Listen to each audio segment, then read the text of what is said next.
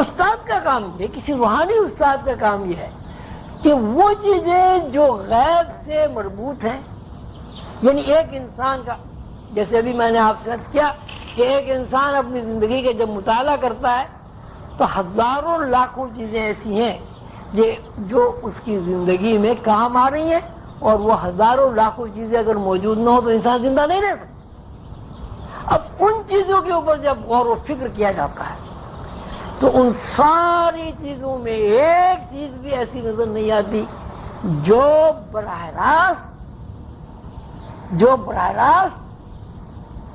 اپنی حرکت رکھتی ہو، جو براہ راست اپنی کوئی صفت رکھتی ہو، جو براہ راست تخلیق ہو سکتی ہو، جو براہ راست فنا ہو سکتی ہو۔ جس طرح انسان بے اختیار پیدا ہوتا ہے اور بے اختیار مر جاتا ہے، اسی طرح انسان کی زندگی میں کام آنے والی تمام اشیاء بے اختیار ہیں، اور وہ بے اختیار اشیاء اللہ تعالیٰ کی طرف سے اس بات کی پابند ہے کہ انسان کی زندگی کا ایندھن بنے، انسان کی زندگی کو نشو و نما دیں۔ تو جب آپ بار بار اس بات پر غور و فکر کریں گے اور جتنا ذہن آپ کا زندگی کی حرکات و سکانات کو سامنے رکھتے ہوئے، یہ زندگی میں کام آنے والے وسائل کو سامنے رکھتے ہوئے آپ کا ذہن اللہ کی طرف متوجہ ہوگا، اسی مناسبت سے آپ کے اندر استغنا کی طرزیں پیدا ہوں گی، اور جس مناسبت سے آپ کے اندر استغنا کی طرز پیدا ہو جائے گی،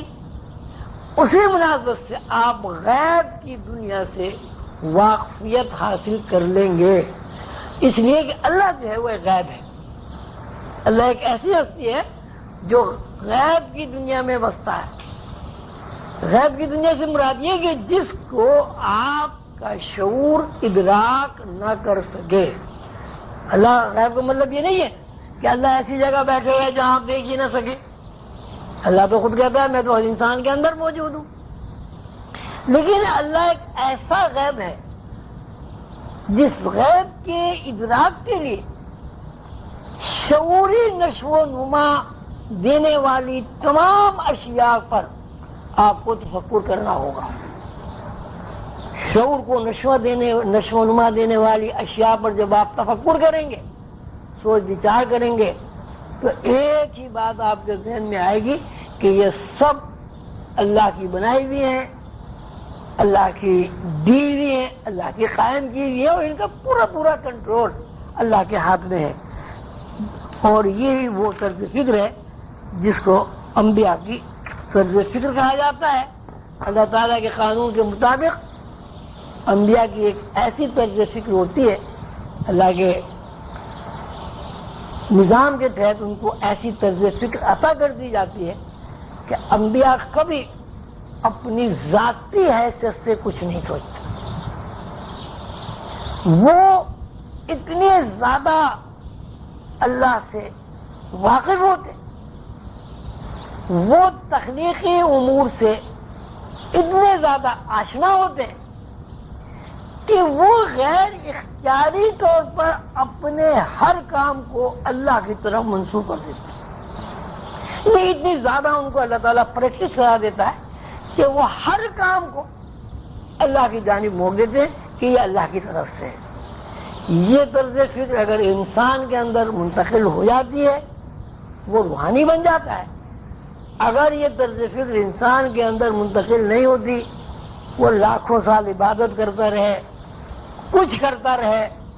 اللہ سے وہ کبھی ہم رشتہ نہیں ہوتا، اللہ سے کبھی اس کا تعلق قائم نہیں ہوتا۔ اب یہ کہ بھئی یہ دوسری بات، عبادات، روزے، حج، زکوٰۃ، ان کے اوپر بھی اگر آپ شریعت کی حدود میں رہ کر غور کریں، وہاں بھی آپ کو ایک ہی بات نظر آتی ہے کہ نماز اگر کوئی بندہ قائم کرتا ہے تو نماز کی اولیت اور پہلا رکن یہ ہے کہ آپ ہاتھ اٹھا کر خود کو ہر چیز سے آزاد کر دیں، سرنڈر کر دیں، اور دوسری بات یہ ہے کہ آپ زبان سے اس بات کا اقرار کریں کہ اللہ ہوتا ہے، یعنی آپ نے اپنی ذات کی نفی کر کے، دنیا کی ہر چیز کی نفی کر کے اس بات کا اعلان کر دیا کہ اللہ بڑا ہے۔ جب آپ نے اعلان کر دیا کہ اللہ بڑا ہے تو اس کا مطلب ہے کہ اب دنیا کی ہر چیز اللہ سے چھوٹی ہے، اللہ کے تابع ہے، اللہ کے زیر حکم ہے۔ اسی طرح آپ حج دیکھیں، حج میں کیا ہے؟ حج میں بھی یہی ہے، آپ طواف کرتے ہیں۔ یہ جتنے بھی ارکان اسلام ہیں ان کا منشا اور مقصد بھی یہی ہے کہ انسان کے اندر استغنا کی طرز فکر پیدا ہو، پیغمبروں کی طرز فکر، وہ طرز فکر جس طرز فکر کی بنیاد پر بندہ اللہ سے قریب ہوتا ہے۔ اگر یہ مقصد پورا نہیں ہوتا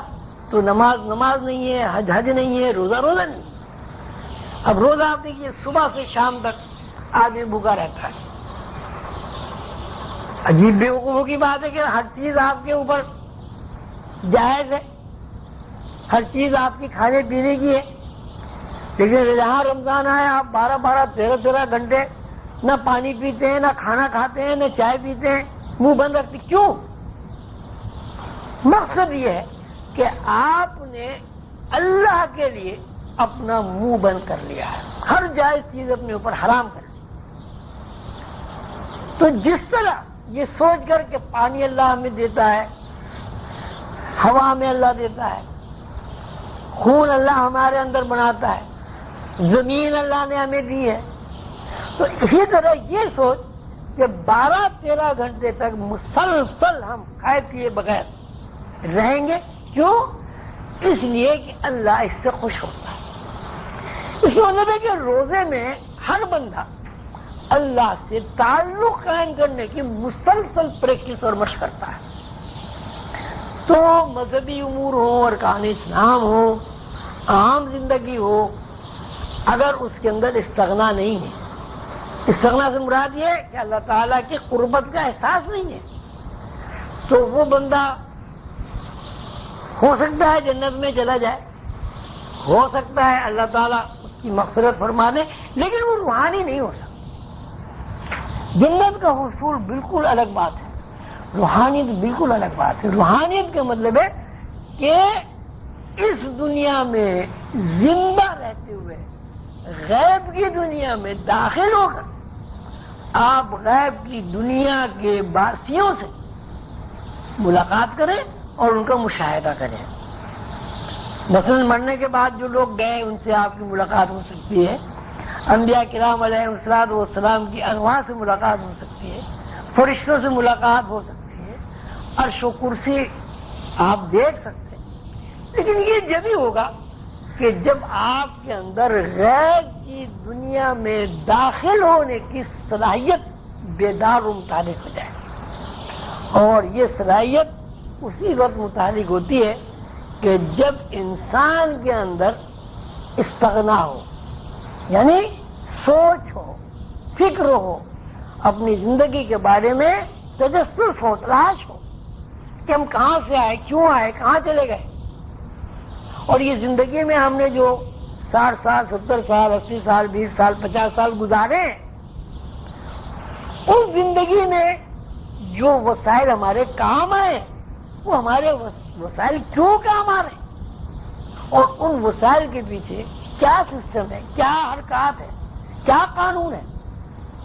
کہ ہر چیز کی خاصیت بھی الگ ہے، ہر چیز کی شکل بھی الگ ہے، ہر چیز کا ذائقہ بھی الگ ہے۔ تو یہ روحانیت کا یہ اصول ہے کہ ہر شخص کو یاد رکھنا چاہیے کہ جب تک انسان کے اندر استغنا یعنی انبیاء کی طرز فکر پیدا نہیں ہوگی، اس وقت تک کوئی انسان